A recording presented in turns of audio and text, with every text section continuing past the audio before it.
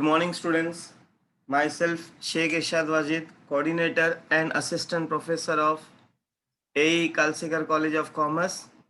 Today, we are going to study one topic from TY BCom as well as FY BCom, that is stock valuation.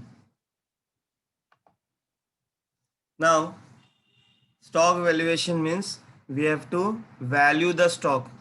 We have to check how much quantity of stock is balanced, how many stock we are purchasing during the months, how much amount we are selling during the months, and what is the balance left out. That means एक महीने में we are calculate करते हैं हम कितने stock पड़े हुए हैं, कितना सेल हो गया है और कितना परचेज हो गया. Now there are different method of stock valuation. Number one, FIFO, that is first in first out method. जो पहले स्टॉक आएगा गोडाउन में उसको पहले बेचेंगे. Example, vegetables, fruit, milk, medicine, जो स्टॉक पहले आता है उसी को मार्केट में पहले बेचेंगे. Next is weighted average cost. इसमें again we have a two method, periodic inventory system and perpetual inventory system. Okay, that is main तीन मेथड है. एक है फीफो, एक है पीरियोडिक इन्वेंट्री सिस्टम एंड दूसरा है perpetual inventory system. One by one will study this method. Now format of stock ledger. Date, particular, receipt, receipt means purchase, issue means sale and balance. Receipt में से issue minus करोगे तो मिलेगा balance. अब इसके format देखो बेटा क्या है. रिसिप्ट के कॉलम देखो, unit that is quantity, price that is rate. जब हम यूनिट को प्राइस से मल्टीप्लाई करेंगे तो क्या मिलेगा, हमें अमाउंट मिलेगा. सेम वे इशू के वक्त यूनिट को हम प्राइस से मल्टीप्लाई करेंगे तो भी क्या मिलेगा, अमाउंट मिलेगा. एंड लास्ट में we are getting a balance that is unit multiply by price is equals to amount. Okay, सिर्फ हमें वेरी इंपॉर्टेंट कि कौन से कॉलम में एंट्री करना है. That is 1 Jan 2020 we have a balance. अगर बैलेंस स्टॉक है that is during the starting of the year, तो we should write in a balance column unit, rate and amount. On 1 Feb को हमने purchase किया. This is just an example. हाँ बेटा, 1 Feb को हमने परचेस किया. परचेस मीन्स कौन से कॉलम में आएगा, रिसिप्ट, यूनिट, प्राइस, अमाउंट, ये तीनों कॉलम में आने वाला है. अब बैलेंस में हम क्या ऐड करेंगे बेटा, परचेस, तो हमें क्या मिलेगा, बैलेंस मिलेगा. Okay, there are different method. सिर्फ इतना याद रखो कि अगर हम परचेस करेंगे तो कौन से कॉलम में आएगा, रिसिप्ट में. On 1 March we have a sale. अगर सेल करोगे तो कौन से कॉलम में आएगा, हमें इश्यू कॉलम में, that is unit, price, amount. Okay, next, on 1 April we have a surplus. Suppose अपने पास सरप्लस स्टॉक मिल गया, चेकिंग कर रहे थे तो कुछ एक्स्ट्रा स्टॉक मिल गया, तो डायरेक्टली कौन से कॉलम में आएगा बेटा, receipt, price, amount. Next, on 1 May we have a shortage. Shortage मतलब कम पड़ गया, जितना हमने एज्यूम किए थे कितना सामान रहेगा वो अपने लिए कम पड़ गया, तो डायरेक्टली कौन से कॉलम में आएगा बेटा, इश्यू के कॉलम में, unit multiply by price is equals to amount. तो दैट इज ये अपना शॉर्टेज. चलो नेक्स्ट, सम इम्पोर्टेंट नोट्स जो हमने यहाँ पढ़े थे. ओके, वही चीजों को मैं इंपॉर्टेंट नोट्स में डाल रहा हूँ. Number 1, closing stock is valued at cost price और market price whichever is lower. ये हमें पता ही है, जो भी क्लोजिंग स्टॉक होता है उसको जब कैलकुलेट करते हो या वैल्यू करते हो तो उसका cost price and market price दोनों में से जो छोटा होगा वो हम लेते हैं. Number 2, purchase. परचेस मतलब रिसिप्ट, रिसिप्ट मतलब क्या होगा, सरप्लस. नंबर 3 सेल, जब हम सेल करेंगे तो उसका सेकेंड नाम क्या होगा? इश्यू, शॉर्टेज, डैमेज या स्पॉइल। ये कोई भी नाम आते हैं तो हमें सेल के पैटर्न की एंट्री पास करना है और सेल के कॉलम में लिखना है। परचेज रिटर्न का सेकेंड नाम क्या है? Return outward. May be sometime paper में रिटर्न आउटवर्ड होगा या purchase return. Sales return, sales return का सेकेंड नाम क्या है? Return inward. Now how to calculate net purchase? Purchase में से क्या माइनस करेंगे हम? परचेस रिटर्न माइनस करेंगे। Same way net sale, net sale कैसे ढूंढोगे? सेल्स में से क्या माइनस करेंगे बेटा? सेल्स रिटर्न माइनस करेंगे। ओके चलो next important points. Cost of goods sold, इसका फॉर्मूला क्या है? Opening stock, add purchase, less closing stock. ये तीनों का अमाउंट लेना है बेटा, अमाउंट, यूनिट नहीं, अमाउंट लो। ओपनिंग स्टॉक को परचेस से ऐड करो एंड क्लोजिंग स्टॉक से लेस करो। नेक्स्ट ग्रॉस प्रॉफिट, क्या फॉर्मूला है ग्रॉस प्रॉफिट का? Sale minus cost of good sold. जो भी सेल किए उसमें से कॉस्ट ऑफ गुड सोल्ड क्या करेंगे? माइनस करेंगे cost. Now gross profit formula is sale minus cost of good sold. हमने पहले सीखे थे कि selling price minus cost price. अब वो कॉस्ट प्राइस को ही उन्होंने नाम दिया है cost of goods sold. Gross loss, क्या फॉर्मूला है? Cost of goods sold minus cell, reverse. जब हमारा कॉस्ट ज्यादा होगा एंड सेलिंग प्राइस कम होगा तो दैट मीन्स ऑटोमेटिकली क्या होगा? लॉस होगा। Amount, amount formula is unit multiply by price. जो भी प्राइस है उसको क्या करेंगे हम? मल्टीप्लाई करेंगे तो मिलेगा हमें amount. Total purchase, what is the formula of total purchase? Purchase plus carriage inward. बहुत बार ऐसा होता है कि हम स्टॉक परचेस करते हैं, उसके साथ टेम्पो का एक्सपेंसेस, ट्रैवलिंग एक्सपेंसेस वो ऐड करना पड़ता है क्योंकि उससे उसका कॉस्ट बढ़ेगा। तो इसीलिए परचेस का फॉर्मूला क्या है बेटा? Total purchase, purchase plus carriage inward. Now second formula total purchase is purchase plus brokerage. कभी कभी क्या करना पड़ता है? हमें ब्रोकर को एक्स्ट्रा पैसा पे करना पड़ता है कोई भी स्टॉक सामान परचेस करने के लिए इमरजेंसी के वक्त। तो इसीलिए हम क्या करते हैं, उससे हमारा परचेस का प्राइस बढ़ेगा तो परचेस में हम क्या ऐड करेंगे? ब्रोकरेज। नेक्स्ट नेट सेल, जैसे हम परचेज में ब्रोकरेज ऐड करते थे तो सेल में ब्रोकरेज क्या करोगे? लेस करोगे। क्यों? क्योंकि जो भी एजेंट होगा या ब्रोकर होगा, स्टॉक बेचने के बाद जो भी उसका कमीशन होगा वो पहले कट करता है। कट करने के बाद जो भी बैलेंस अमाउंट होगा वो आपको देता है, that is net cell. Okay, now we'll study a first method, FIFO, first in first out. Just an example I have given, example देखो, on 1st Jan we have a purchase of 2000, 10 rupees rate, and on 2nd 300 quantity purchase, 12 rupees rate, on 10th 200 purchase, 14 rupees rate. ना इसको बहुत ध्यान से देखो, सबसे पहले हमें डेट वाइज अरेंज करना है। तो फर्स्ट देखो, और ईयर एंडिंग क्या है? मार्च 31 है।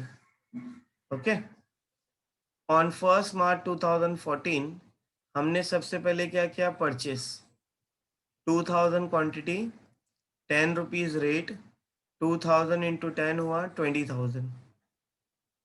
तो दैट मीन्स वो दिन के एंड में अपने पास बैलेंस कितना है? सेम कैरी होगा, 2000 10 रुपीज के हिसाब से 20,000। नाउ 2 मार्च, अब यहाँ देखो 2 मार्च कितना है? 300, 10 12 रुपीज के रेट, तो 300 क्वांटिटी 12 रुपीज़ के रेट तो 3600।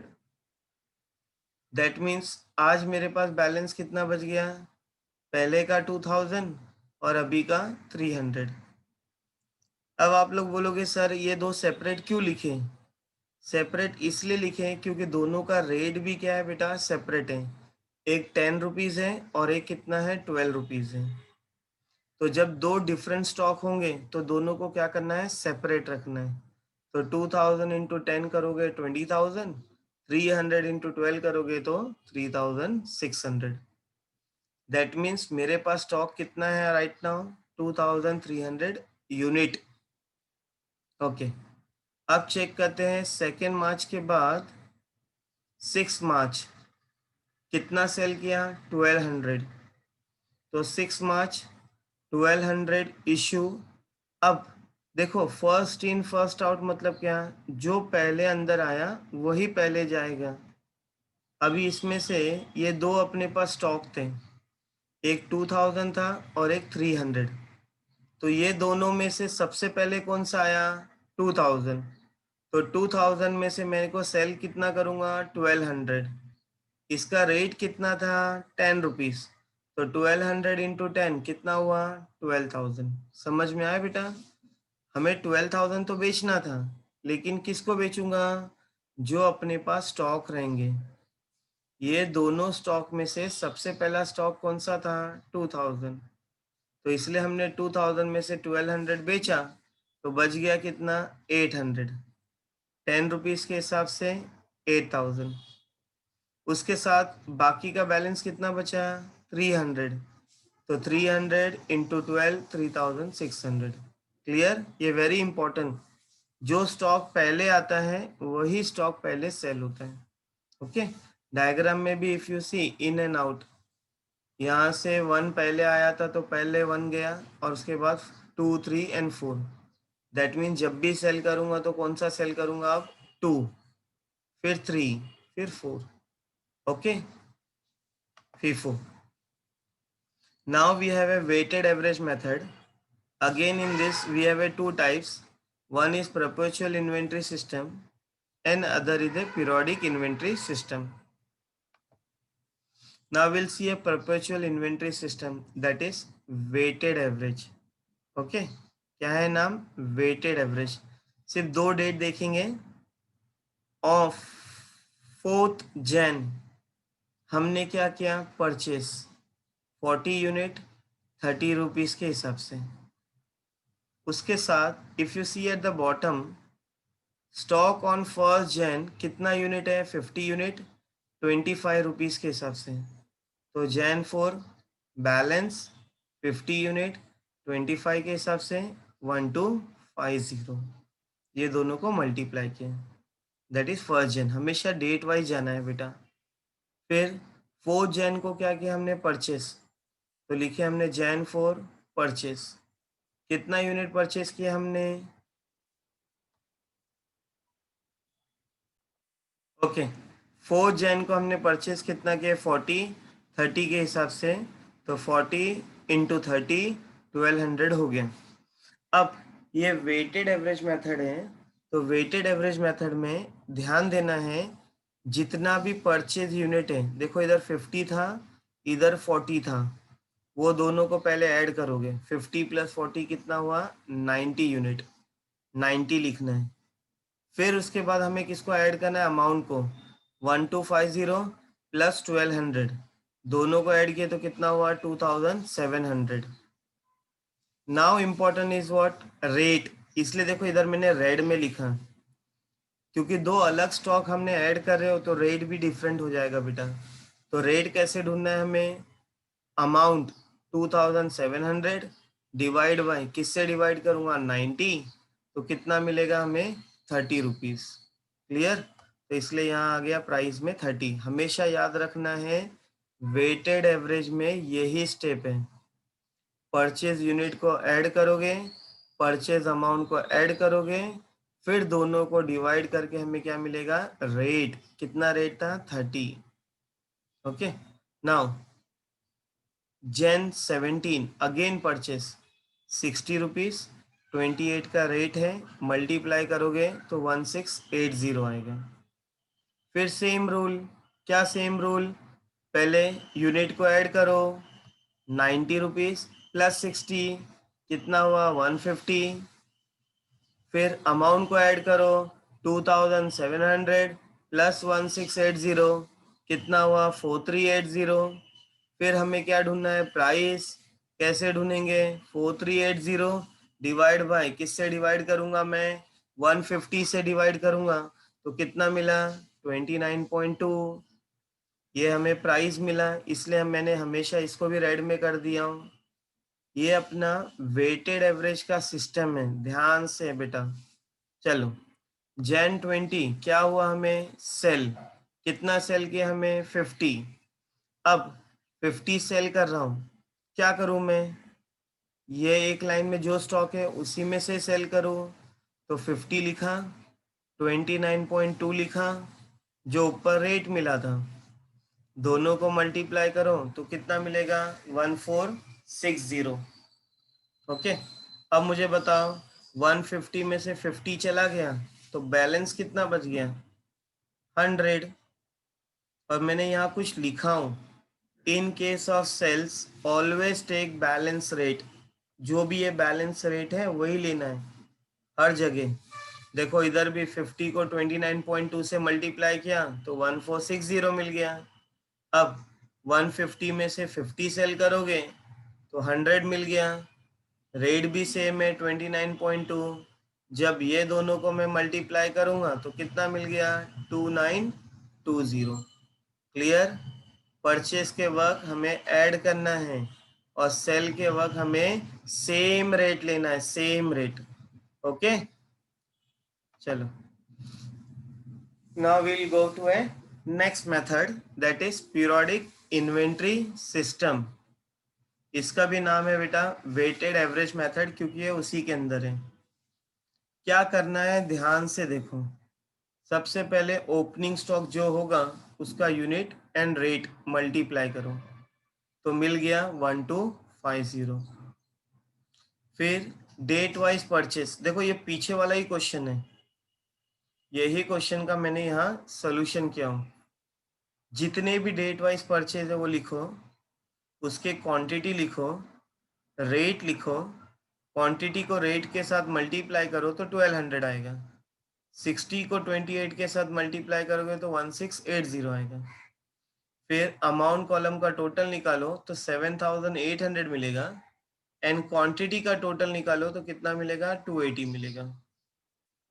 अब वैल्यू ऑफ क्लोजिंग स्टॉक का फॉर्मूला क्या है, opening stock add purchase, bracket में क्या लिखा हूं मैंने amount, opening stock add purchase, bracket में क्या लिखा हूं मैंने quantity, that is kg, multiply by जो अपने पास स्टॉक बच गया, that is closing. If you see carefully, चलो, ओपनिंग स्टॉक कितना मिला था हमें 1250, प्लस परचेस कितना मिला था हमें 7800 रुपीज। फिर ओपनिंग स्टॉक का यूनिट कितना मिला था हमें 50, परचेस का टोटल यूनिट कितना मिला था 280, and multiply by unit quantity कितना होगा अपना 90, दैट इज क्वांटिटी कितना मिला हमें 90। ओके, अब ये दोनों को क्या करूं मैं, प्लस करूं, 1250 प्लस 7800 तो मिलेगा 9050। फिर 50 प्लस 280 करूंगा तो कितना मिलेगा 330। 90 का यूनिट था ही अपना, ये अपना क्लोजिंग यूनिट है बेटा। चलो 9050 को 90 से मल्टीप्लाई करो, डिवाइड बाय 330 करो तो कितना मिलेगा 2468 रुपीज। ये अपना कौन सा मेथड है, periodic inventory system. Clear, simple चीज, ओपनिंग स्टॉक का अमाउंट ढूंढो, टोटल परचेस का अमाउंट ढूंढो और फिर अपने फॉर्मूला में डालो। ये फॉर्मूला वेरी इंपॉर्टेंट, हाँ। चलो, thank you very much. Okay, please practice and subscribe my channel. Okay, thank you very much.